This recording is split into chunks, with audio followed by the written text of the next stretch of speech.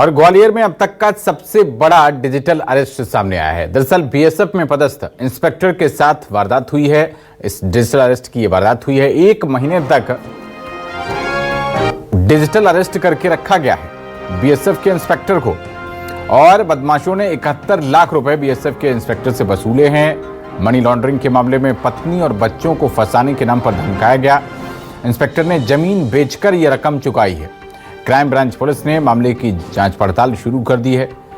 तो बेहद चौंकाने वाली खबर सामने आ रही है, जहां पर बीएसएफ के इंस्पेक्टर के साथ ठगी हुई है। 71 लाख रुपए की भारी भरकम रकम ठगों ने बीएसएफ के इंस्पेक्टर से ठग ली और 1-2 नहीं 32 दिन बताया जा रहा है कि इस बीएसएफ के इंस्पेक्टर को डिजिटल अरेस्ट करके रखा गया। डिजिटल अरेस्ट करके साइबर फ्रॉड किया गया है।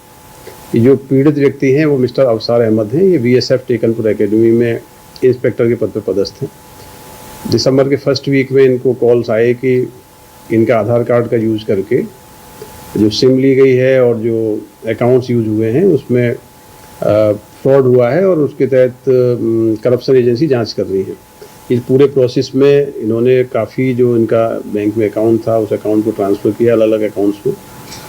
आज ये क्राइम ब्रांच थाने आए थे, उसकी एफआईआर की गई है। एफआईआर करके हमने इसमें एक एसआईटी कॉन्स्टिट्यूट की है और एसआईटी इसमें विवेचना कर रही है और जल्दी ही इसके पीछे जो एक्यूज्ड होंगे, जो साइबर फ्रॉड जिन्होंने किया है, उनकी गिरफ्तारी के प्रयास किए जा रहे हैं।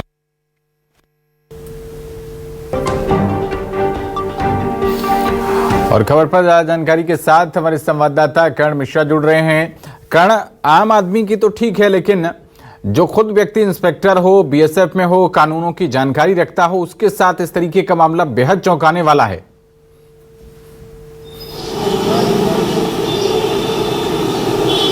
बिल्कुल, ये बेहद चौंकाने वाला है और सबसे खास बात यह है कि उस वक्त और ज़्यादा हैरानी बढ़ती है कि जब मध्य प्रदेश सरकार लगातार डिजिटल अरेस्ट अवेयरनेस को लेकर कैंपेन चला रही है। कई सोशल संस्थाएं भी इसको लेकर लोगों को जागरूक कर रही हैं।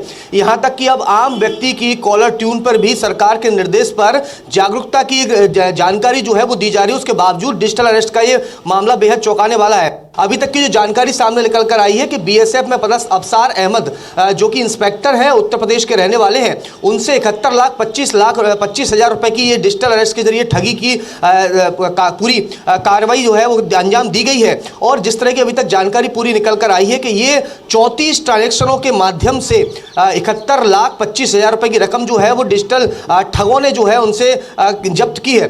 साफ तौर पर इस पूरे मामले की जो घटनाक्रम है वो दिसंबर के पहले सप्ताह का है, जब उनके पास सबसे पहले एक कॉल आता है और वो खुद को मुंबई साइबर और क्राइम ब्रांच का अधिकारी बताते हैं। बाकायदा वीडियो कॉल पर धमकी देते हैं कि आपको मनी लॉन्ड्रिंग केस में आपको गिरफ्तार होना है। यदि इसकी जानकारी आप किसी भी सदस्य को देते हैं, आपका फोन टैप हो रहा है, ऐसी स्थिति में आपके परिवार, आपके अन्य सदस्यों को भी इस मामले में अरेस्ट किया जाएगा। तो कहीं ना कहीं उन्होंने अपने घर की प्रॉपर्टी, फ्लैट, सारी चीजों को बेचा और इस तरह से 34 ट्रांजेक्शनों के माध्यम से 71 लाख की एक बड़ी रकम जो है वो इन साइबर ठगों के खातों में पहुंचाई। इस पूरे मामले का खुलासा उस वक्त हो पाया जब उन्होंने अपने 1 महीने के बाद अपने बेटे से बातचीत करी और उन्होंने बताया कि एक आप स्कैम का यानी ठगी का आप शिकार हुए। उसके बाद वो अपने बेटे के साथ साइबर ऑफिस पहुंचे। उसके बाद उन्होंने शिकायत दर्ज कराई है। हालांकि ग्वालियर के पुलिस अधीक्षक धर्मवीर सिंह यादव का कहना है कि वो इस मामले में तत्परता के साथ में अपनी एक एक्सपर्ट की टीम को लगाए हुए हैं और जल्द ही आरोपियों को गिरफ्तार भी कर लिया जाएगा। लेकिन हैरानी की बात यह है कि एक और इस तरह से लगातार ठगी के मामले सामने आ रहे हैं तो दूसरी ओर पर सियासत भी शुरू हो चुकी है।